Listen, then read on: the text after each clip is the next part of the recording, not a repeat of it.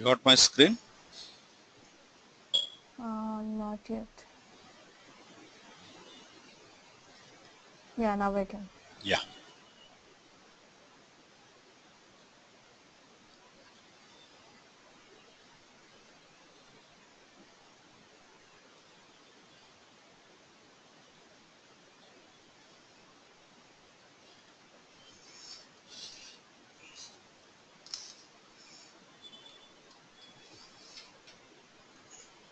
So in the previous session, like we discussed about what is the importance of Hadoop and some of the key advantages.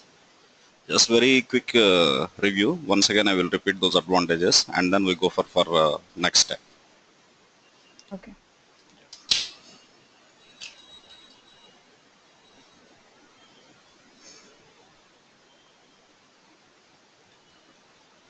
The basic three things like Hadoop advantages.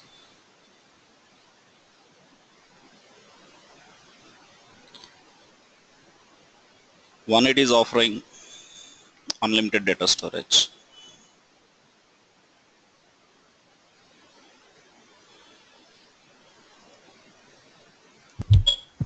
And second thing is very high speed processing system.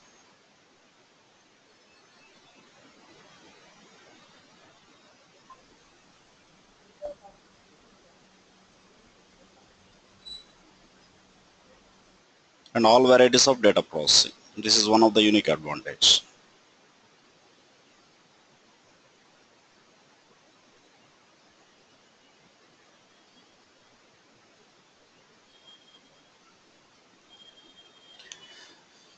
See, already we discussed about how unlimited data storage is possible. Once again, very briefing about that.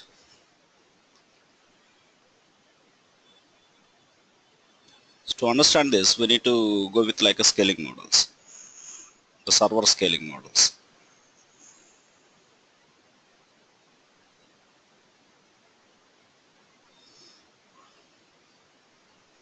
Generally, there are two types of scaling models. Scaling means like to increase or decrease capacity of the servers.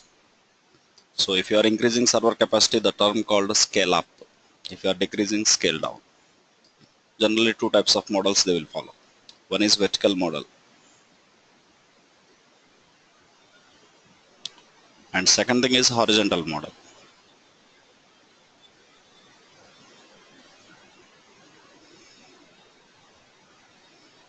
So vertical is a traditional and old model. Nowadays in distributed clusters, when distributed computing is introduced, a horizontal model came into picture. So first, what exactly vertical, what's the problem with this, and in what way horizontal model is going to give solution, we will discuss now. See, first vertical model I am taking, vertical scaling model.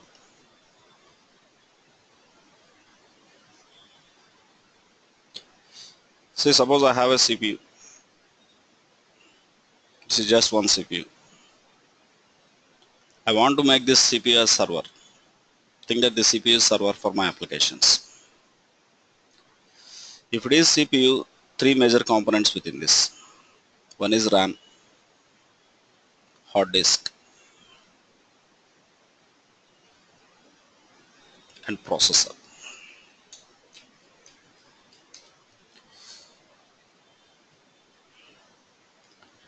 Tanuja, 1 minute, please. Just I am stucking this. Just 1 minute. Sure, no. Yeah. Okay.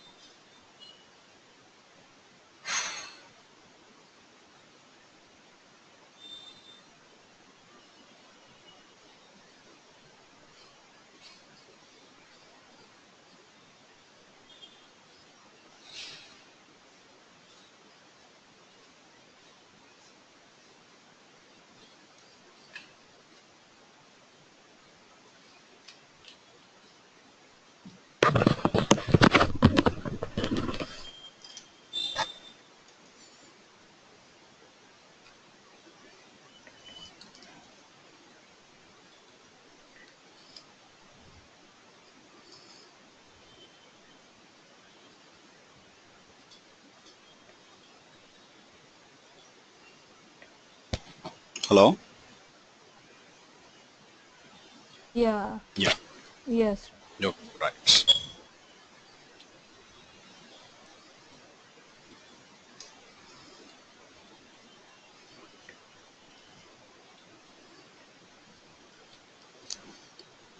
Okay, I have a CPU.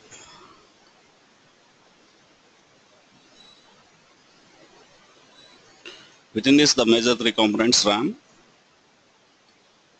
hard disk, and processor. And suppose you have the RAM like 8 GB of RAM and hard disk some 1 TB, 1 terabyte, and processor something speed called 5 gigahertz processing speed like this. Suppose now you have less applications and less number of customers and users.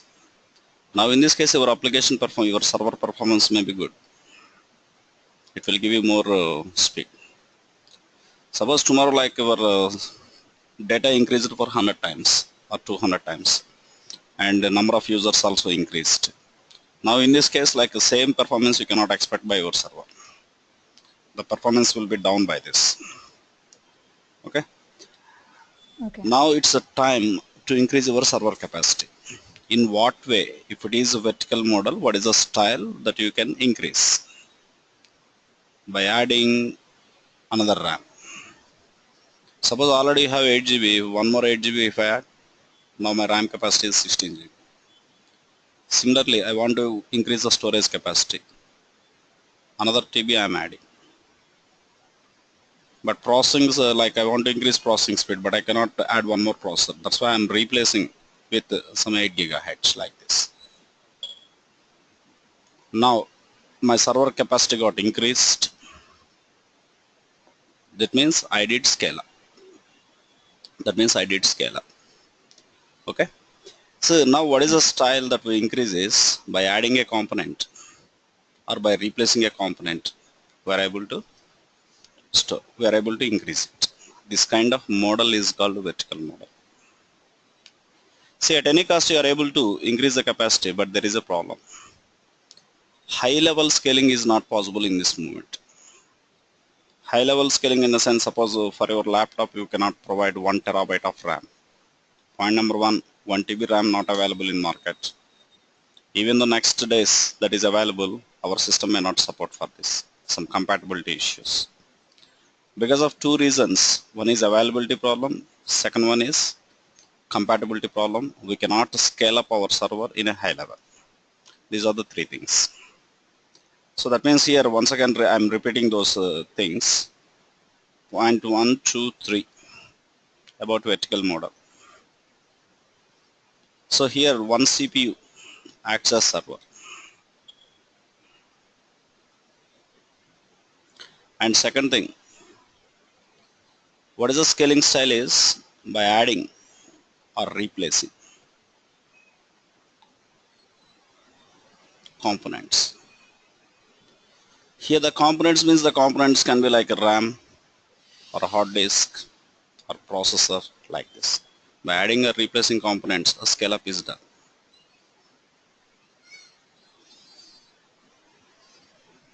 And the third thing,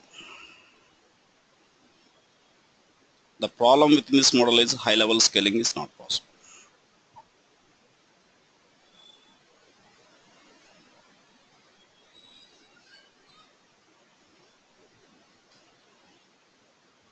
These are the basic problems. That's why we cannot recommend it for big data. Because in case of big data, like we are getting terabytes, multi-terabytes of data. For such kind of things, this model is not at all recommended because one CPU cannot handle them. That's why to scale up our servers in a high level, the next model introduced, that is horizontal model. So what exactly the horizontal model we will discuss.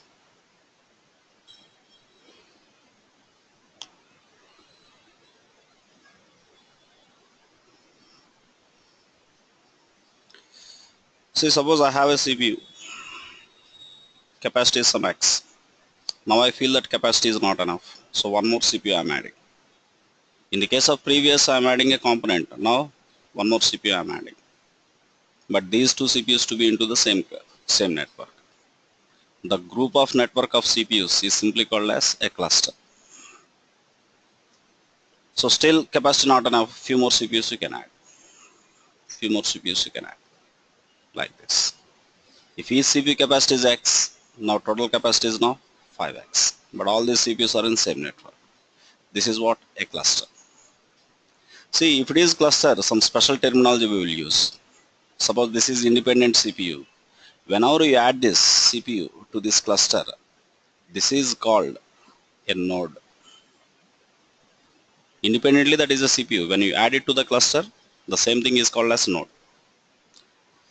So that means generally in a cluster, two types of nodes. That means let me add that point. In a cluster, each CPU is called as node.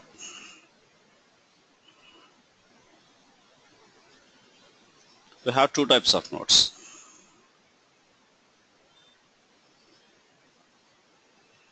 One is master node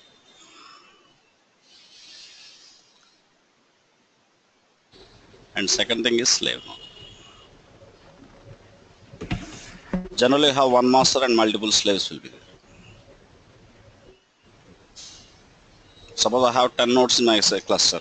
One CPU is acting as master and remaining 9 CPUs acting as slaves. You can picturize like this. Suppose treat it as master and remaining things are slave machines.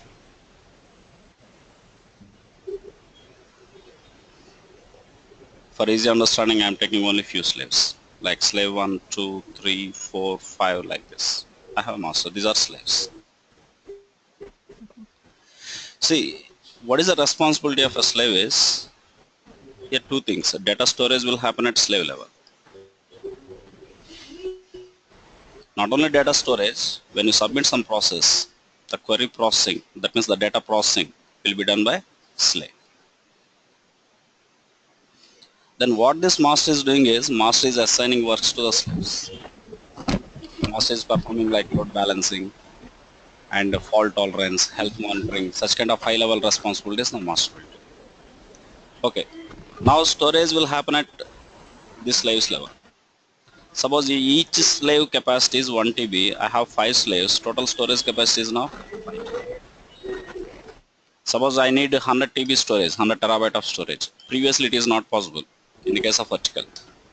But now if I keep like 100 slaves, if each slave capacity is 1 terabyte, now my cluster is having 100 terabyte storage capacity.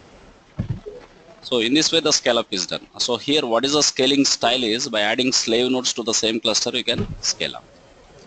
In previous vertical mode, by adding components or by replacing components you are scaling up. So very limited capacity, very low capacity. But here high level capacity, very high capacity you can provide to your server. That means here previously one CPU is acting as server, now here a cluster acts as server.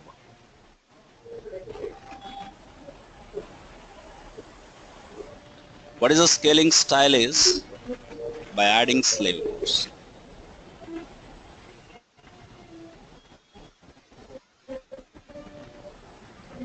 to the same cluster.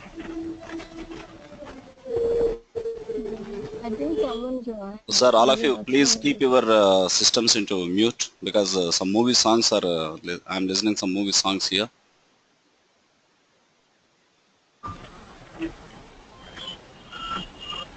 Okay, number 3, advantage in this model.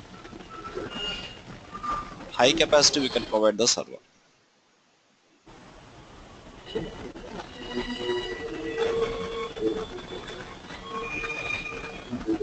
Sir, I'm getting some movie songs from this chat room. I don't know from whom this sound is coming.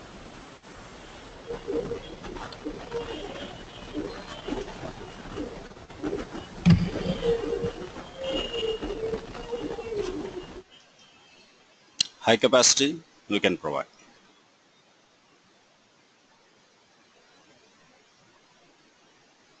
That means high level scalar, you can say.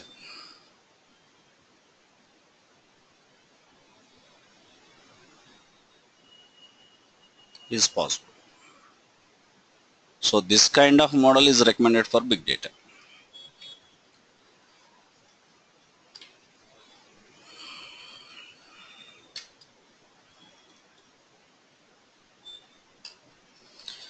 Okay. Yeah. Yeah. Next, one more model we will discuss.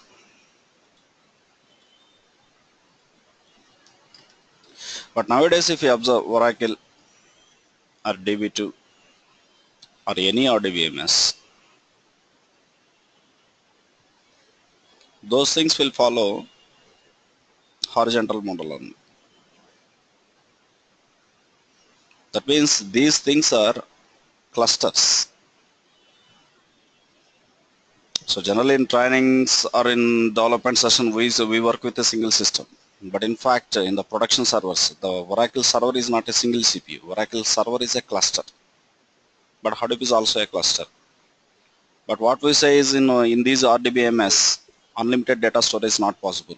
But in case of Hadoop, we are saying that unlimited storage is possible. What exactly the difference is? Observe this example. For example, I have one Oracle. I have a CPU, one master, and remaining things are slave machines. If I have 5 slaves, if each slave capacity 1 TB, the total storage is now 5 TB. After keep inserting data into this cluster, okay, within 1 month or 2 months, the 5 TB got filled. Once it got filled, I cannot enter new data. Now I want to increase storage capacity. So by adding another free slaves, suppose if I add another five systems, now another 5 TB is added. In this way I can scale up. Again it got filled, still I am adding. But how many things I can add maximum is maximum 256 slaves only I can add to the Oracle cluster. So this is the limitation. So by seeing this limitation, we cannot promise unlimited data storage. Not only this one, we take some of the RDBMS, Oracle, DB2, SQL Server, even MySQL. Nowadays MySQL is having MySQL Express, even Sybase. Let's take such kind of databases. In this the max limit is 256. Here also 256. Previously 108, now it is also 256. MySQL Express 256. Sybase 108. On such way the limitation is there. So you take any database, each and every RDBMS has its own limit for the max number of slaves. That's why unlimited data storage is not possible. Okay, but these databases are good for OLTP. But for nowadays data, these databases are bad for the data warehouse. Okay, that's why like to deal bulk volumes of data, like terabytes of data, to process terabytes of data, already some specialized databases came into the market. Of course, these things also comes under RDBMS category. These things, Teradata, Netija, Vertica, such kind of databases. But if you observe these three things here, like 512 previously, now as per latest things, 1024 slave nodes. Netija 512, again as per latest 1024. Still Vertica 512, 512, like this. You take anything, even these high-end databases also if you take, of course these things also comes under RDBMS category. Here also there is a limit. So here also you cannot promise unlimited data storage. When compared with the previous, okay. When compared with the traditional databases, high capacity, high speed, definitely. But still there is a limit. That's why unlimited data storage is not possible. Okay. And in case of Hadoop, how unlimited data storage is possible is there is a feature called horizontally unlimited scalability.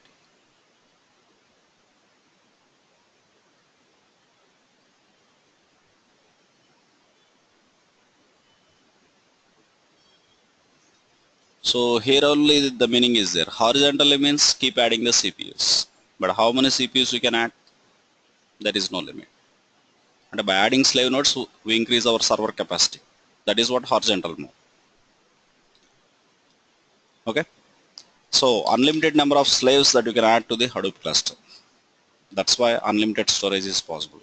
The statement meaning is no limit for max number of slaves.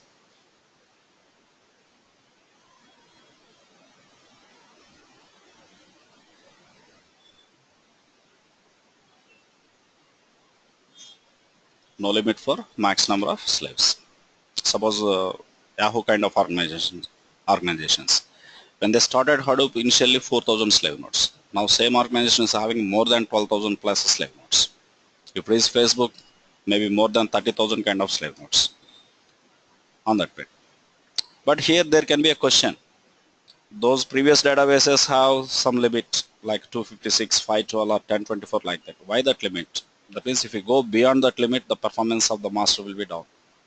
That's why they put some restriction. But still in Hadoop, even though you are going with 100 nodes or 1000 nodes or multi-thousand nodes, still the performance is increasing. So what exactly the reason to understand this one? Still you need to understand some more concepts. Once what is a parallelism, what is a map reduce, once you understand this, then you can say answer for that. In architecture, you will get that idea. Okay, simply now, up to now, yes, simply finally I am questioning, repeating that question. Why unlimited storage not possible in RDBMS? So for this, we can say the statement, each RDBMS has its own limit for max number of slaves. Each RDBMS has its own limit.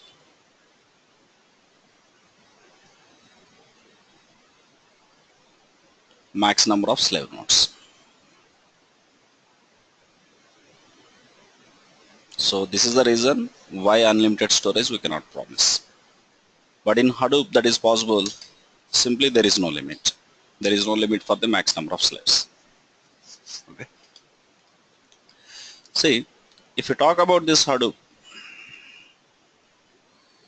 Hadoop has basically two services. One is storage. Second thing is process. Suppose if you take SAN, what SAN can do is SAN can do only storage. SAN cannot process the data. Okay. See, storage means here for the storage we have a special file system that is HDFS.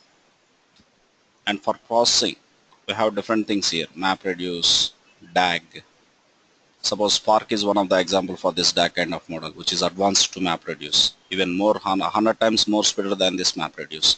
Such kind of things. Okay, later we will discuss about this processing department. What is MapReduce, what is DAG and these things. Now today we try to understand what is HDFS. This HDFS is giving you two benefits. Basically, the first benefit already we discussed, that is unlimited data storage.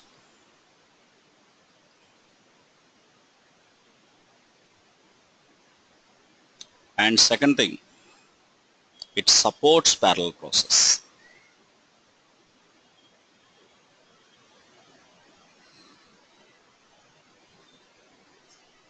Already we discussed about the first point. How unlimited data storage is possible means no limit for max number of slaves.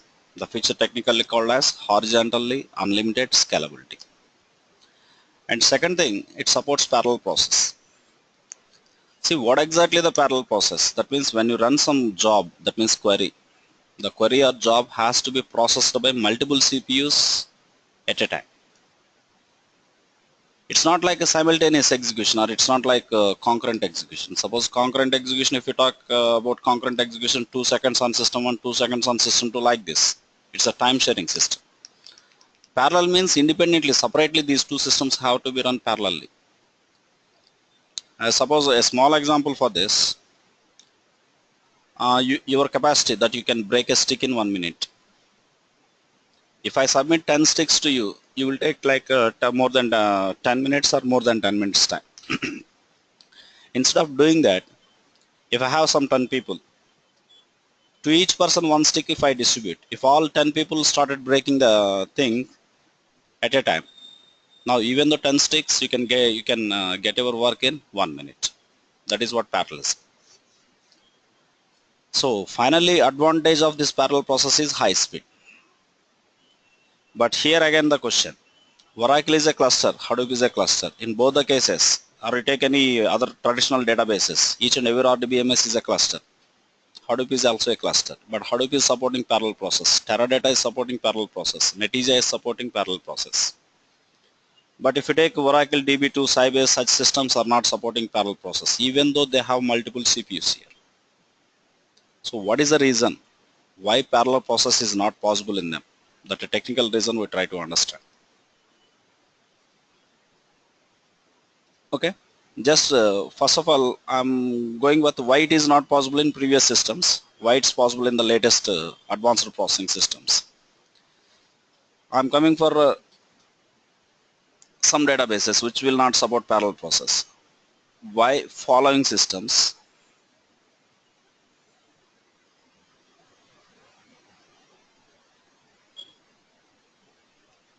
don't support parallel process?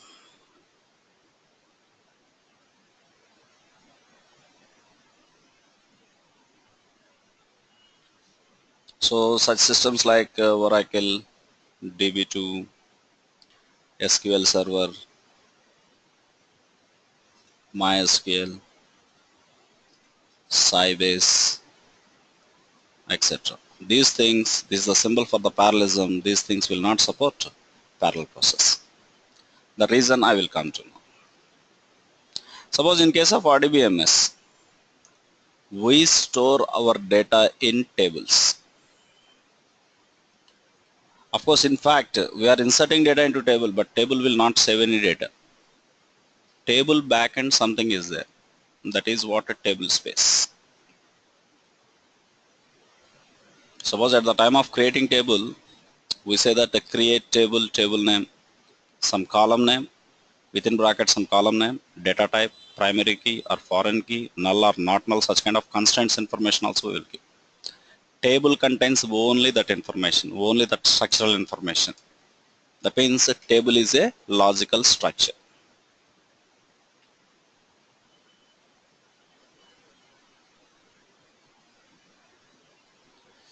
Table backend something, that is table space. See, as per database, we call it as a table space, but as per operating system, the table space is a file only again, is a file. That means if I insert some data into table, finally my data will sit in this file only.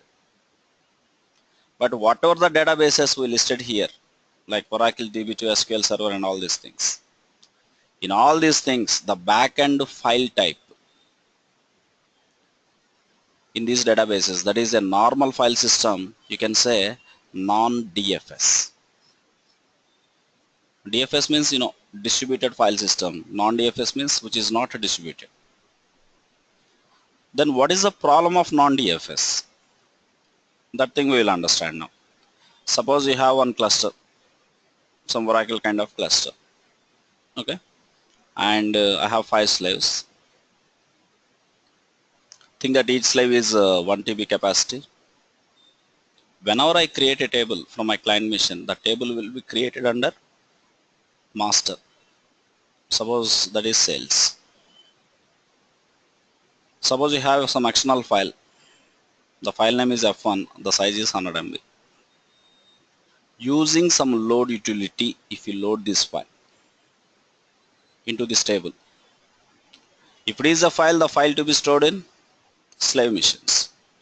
In which slave mission this 100 MB data will be available. Suppose the first slave mission capacity is 1 terabyte. 1 terabyte can hold 100 MB, right? That's why entire 100 MB will be stored into the first slave. Okay, from my client, I'm submitting a query, select sum of amount from sales table. On such way some query I submitted. Whatever the query I submitted, first the query hits master. The master will maintain some meta indexing. The sales backend file is available in so and so machine like system number 1. That means slave number 1. So then master will prepare a task. The task is assigned to slave number 1. Entire data process has to be done by slave number 1 only in this case. Even though you have 5 slaves or multiple slaves, the total query process of your table should be done by single slave machine. In this moment, these 2, 3, 4, 5, these machines are free. These cannot share the work of the first slave machine because they don't have data. That is the reason, even though it is a cluster, even though multiple slaves are there, the parallel process is not possible. See, one thing here, if you look at this cluster, the hardware type is distributed because you have multiple CPUs. That means multiple nodes. But backend file type is not distributed. If hardware distributed, backend file type is also distributed, then parallelism is possible. Okay. The same thing here in Hadoop point of view, just we discuss. But observe this one, Teradata, Netija, and Vertica. If you look at these systems, and also even Hadoop, still other systems, some of the NoSQL databases, even Spark, all such kind of systems are supporting parallel process. Okay, but these systems are supporting parallel process. What is the reason? We will discuss. In these systems, the backend file type is DFS. Previously non-DFS, now it is DFS, distributed file system. Okay, then what is the advantage of DFS? What is behavior of this DFS? Now we come to that point. The DFS behavior is like this. File is divided into blocks, into small pieces. That piece is called simply a block. File is divided into blocks. These blocks are distributed across multiple slaves.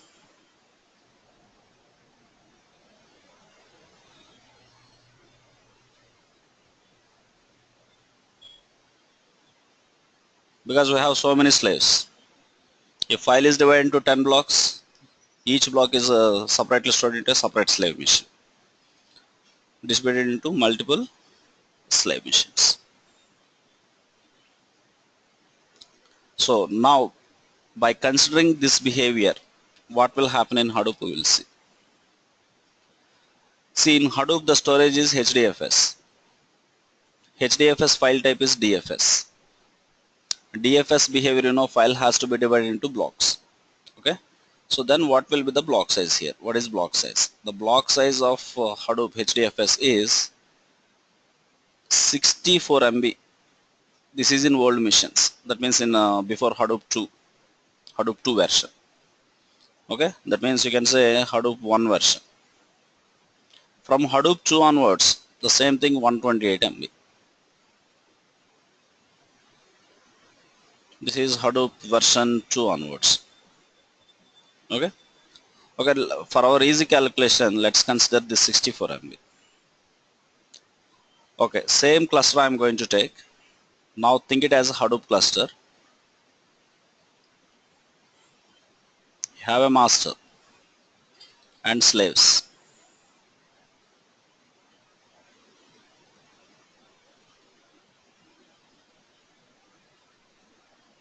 And the file is same previous file I'm taking, which size is 100 MB. Of course, 100 MB is very small file. For MBs of data, no need to use Hadoop. To understand it easily, for our calculation purpose, I'm taking 64 MB. Sorry, 100 MB file. Okay, if I load this file into Hadoop, here our storage is HDFS. HDFS block size is 64 MB as per old Hadoop 1. Now, this 100 MB requires how many blocks for this? It requires 2 blocks, block 1 and block 2. The occupancy in the block 1 is 64 MB. Here the occupancy 36 MB. That means remaining space will be released. It's not wasted. Now total your file is divided into two blocks.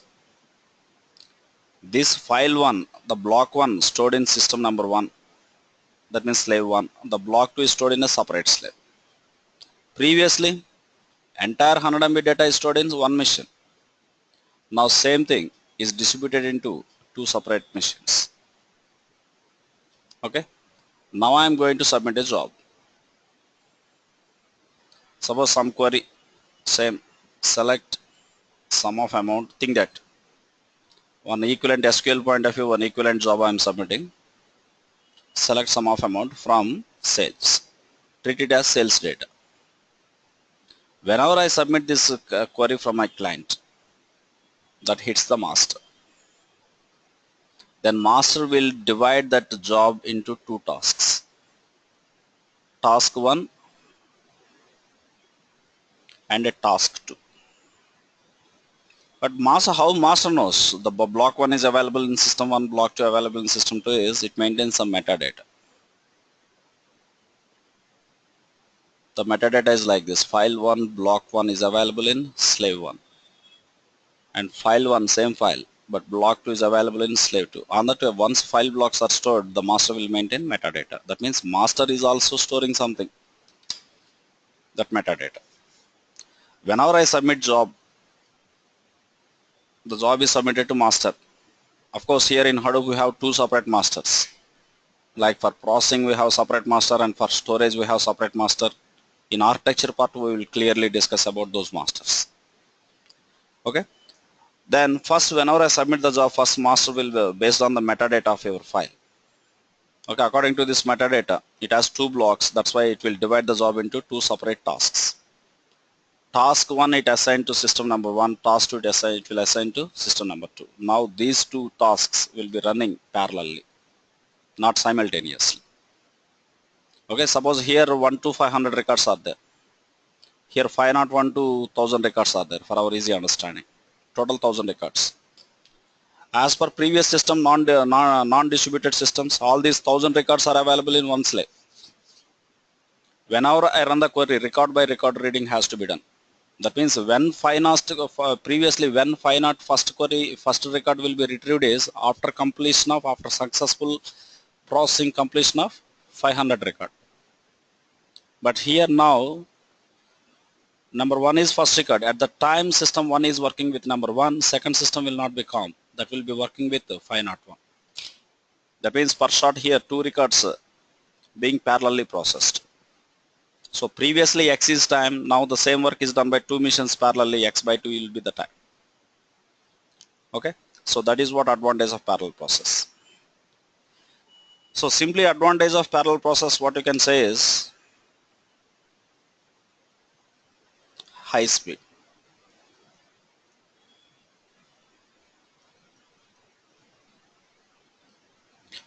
But there is a small danger here. Suppose think that you are calculating some sales report. These two missions are running parallelly. Suppose from the first mission the result is 2 lakhs. From the second mission the result is 3 lakhs. Now total result 2 plus 3, 5 lakhs. Think that these two independent results have to be collected by another slave, and it will make it as some 5 lakhs like this. Okay, actually there is a process called mappers and reducers. Okay, later we will discuss what exactly the mapper will do, reducer will do. Now just initially 2 missions are running parallelly. Each mission is giving its own independent report, independent output. These outputs are collected by another free slave mission. Again that is doing final aggregation, which is 5 lakhs. This is the process actually. Suppose in this moment, during the moment of like system 1, system 2 are parallelly processing, suddenly if system number 2 is down, you will not get this 3 lakhs, right? Still work is continued. That 2 lakhs is collected by slave number 3, you will get wrong results, right? This is what the problem. That's why generally what will happen is whenever one task of your job is terminated, remaining tasks will also be terminated. Otherwise your results will be wrong reports. That means inaccurate results. Okay. So how Hadoop will support this? How Hadoop will support fault tolerance? Suppose the number system 2 is down. Now, because of now slave 2 is down, in slave 2 already task 2 is running. If task 2 is reassigned to slave number 3, if task 2 is reassigned to slave number 3, the problem is the slave number 3 is not having block 2 data. Okay, that's why this is not at all a solution. So for this, what Hadoop will do? How Hadoop will support fault tolerance? We will discuss that point now. So advantage of parallel process here we discussed, that is high speed. But risk with parallel process is what? First of all, risk with parallel process.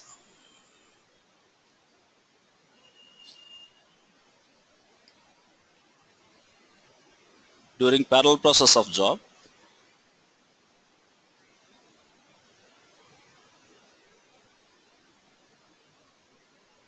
if any active slave is down, active slave means the slave which is currently processing.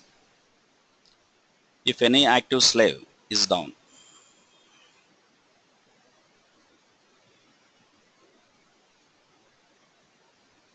all tasks of the job, that means all remaining tasks, all tasks of the job will be terminated.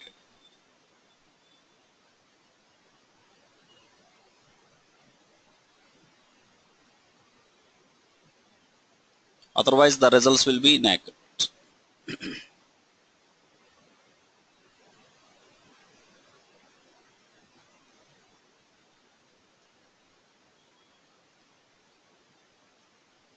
So this is the problem. This is what risk with the parallel process. See then how Hadoop will support it. We will discuss how Hadoop supports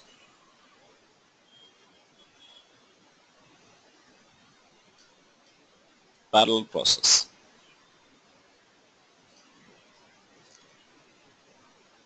By creating and distributing replicas. This is the solution. By creating and distributing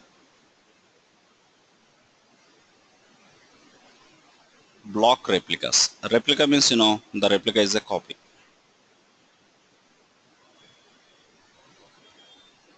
By default, each block is replicated for 3 times.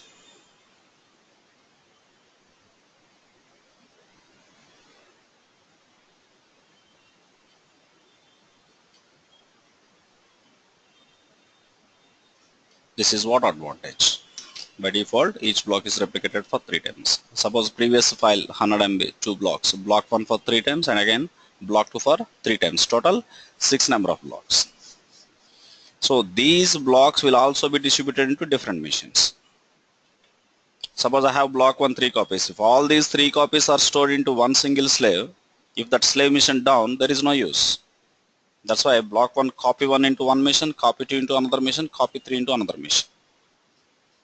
On such way. So by creating and distributing block replicas, this fault tolerance will happen. So now we will discuss the same process by considering these replicas. Same cluster I am taking with 5 nodes. It's a master and these are the slaves. The previous file, file 1, 100 MB. If I load into Hadoop, it requires 2 blocks, block 1, block 2. Block 1 for 3 times, block 2 for 3 times, total 6 blocks you have. Now the distribution is like this. But I have only 5 slaves, but total number of blocks 6. These 6 blocks have to be adjusted into these 5. Suppose the adjustment is like this. Block 1, copy 1. Block 1, copy 2. Block 1, copy 3. Similarly, block 2, copy 1. Block 2, copy 2. There is no sixth mission for block 2, copy 3. That's why somewhere it can adjust like this. Immediately metadata in master. The file 1, block 1 is available in which missions? Slave 1, 3, 5. Similarly, file 1, same file, block 2 is available in slave 2. Of course, slave 1 also. Slave 1, 2 and slave 4. On that way it will register the addresses. What if there is no this kind of file blocking addresses? Whenever I run the query, that means whenever I submit some job, my job has to search in each and every slave mission for the file 1 blocks. Suppose I have 1000 nodes, but file 1 is available in some of the 5 or 6 nodes. Whenever I submit it, if my master doesn't know in which mission the file 1 blocks are available, the job has to search in each and every slave node, which will take a lot of processing time. So this metadata, advantage of this metadata is less block seeking time. That's it. Okay, now I'm coming to this issue. Now I'm going to submit a job. Suppose job name is job 1. For the job 1 input is file 1. Whenever I submit this job, first the job will contact this master, and based on the metadata I have 6 blocks here. Block 1 3 times, block 2 3 times. But even though 6 blocks are there, number of unique blocks are only 2, right? That's why this job is divided into 2 tasks as task 1 and task 2. See that based on this we can say one statement. The number of tasks is equal to number of unique blocks of your file. Not number of blocks, number of unique blocks. Okay, I have only number of unique blocks here 2. That's why job is divided into 2 tasks. Task 1, task 2. Suppose task 1, this is for block 1 data. And task 2, this is for block 2 data. Block 1 is in 1, 3, 5 slave missions. At the same time, block 2 is in 1, 2, 4 missions. Now look at this task 1. Task 1 need not to be assigned to all the missions. Any one mission is okay. Suppose task 1 is assigned to number 5 and task 2 is assigned to number 2. Now these 2 missions are running parallelly. Here task 1 is going, task 2 is going, here task 1 is going. These 2 missions are running parallel. But why it selected among 135 for the task 1? Why say master has selected 135? There is some decision making process. Which system is highly configured, which system is nearestly located, which system is free in this movement. By considering all these steps, in architecture we'll go very deeply about this. Okay, by doing some selection process, task 1 is assigned to system number 5, slave 5, task 2 is assigned to slave number 2. Okay, now these 2 systems are running parallelly. Okay, now as we expected before, think that task 1, task 2 which is running under system 2, slave 2 is down, that mission is down. If it is down, what task will be terminated is task 2 will be terminated. Task 2 is working with block 2 data. But observe, still block 2 is available in system 1 and also 4, right? Whatever the work terminated, the same task will be reassigned to either slave 1 or slave 4. Not to both, anyone on that way. So, advantage of replica here. During parallel process, if any active slave is down, the terminated work, that means the terminated task, will be reassigned to some other slave mission in which current block is available. Current block copy, that means replica, is available. So that even though some system down, still your job will be continued with accurate results. This is what advantage of replica. But here, same disadvantage is, it is occupying more space, right? Space is expensive. Of course, we don't care it because we have the facility, unlimited data storage over here. Okay. See, we are not trying to save like how to save 1 TB space to half TB. We are not worrying about that one. How to make 10 hours processing time to 5 minutes, 6 minutes, like this we are worrying. That's why parallelism is required. But in the parallelism, there is a risk if any active slave is down. Even though it is down, the process should be continued. That's why replicas are required. So this is what simply about parallel process. See, here 2 questions for you. Number 1, why Hadoop distributing data into different slaves?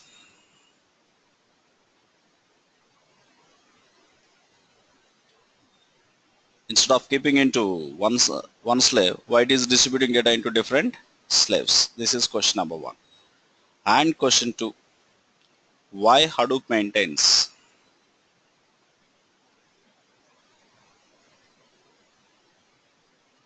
block replicas? This is another question. What is the answer for the first question? All of you, please.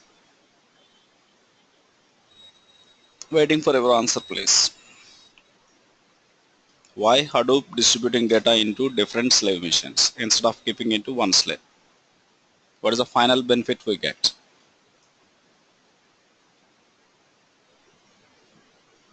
Hello? Hello?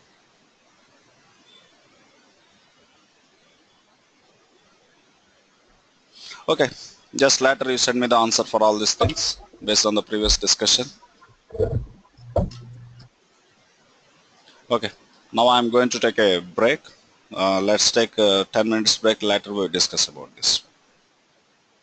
Sreeram, can you hear me? Hello? Can you hear me? Yeah. Okay. First one is for parallel processing and second one is for fault tolerance. Yes, exactly. Yeah. And I have a question in the previous screenshot. What if both tasks are assigned to the same slave? Not a problem. Not a problem, because your single slave may have, generally it will not happen. Okay, if there is no resource, sometimes that can be happen. Suppose task 1 is assigned to slave 1, task 2 is also assigned to slave 1, but slave 1 is having a multi-cores, right? Your processor is not a single core. You have multi-core processor, like a dual core, quadratic core, like this. Generally industry, they follow like 16 cores on such a way. If there are multiple cores, each core is core 1 is working with slave 1, core 2 is working with slave 2. Sorry, core 1 is working with the task 1, core 2 is working with the task 2. Suppose if there is only one core, single core, which is like old kind of processor, you have only single core, then in this case, that particular core, first it is working with task 1, later it will work with, once after task 1 is completed, then it will work with task 2. It doesn't matter. But still here resources are available, right? Okay. That's why task 1 is assigned to system number 5 means task 2 definitely will be assigned to another different machine. Okay, Tanuja? Okay. Yeah. Okay. Yeah, let's take a break, then we continue. So who are there here? Yeah. Attendances I did not verify.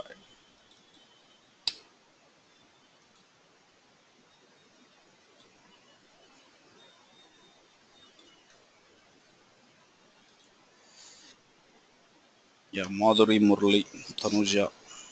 This is, I think, Ravi in the last one. Ravi? Hello? Hello, Ravi? Hello? Ravi?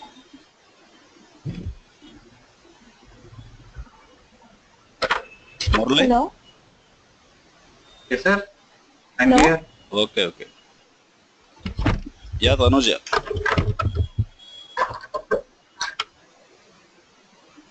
Madhuri? Hello?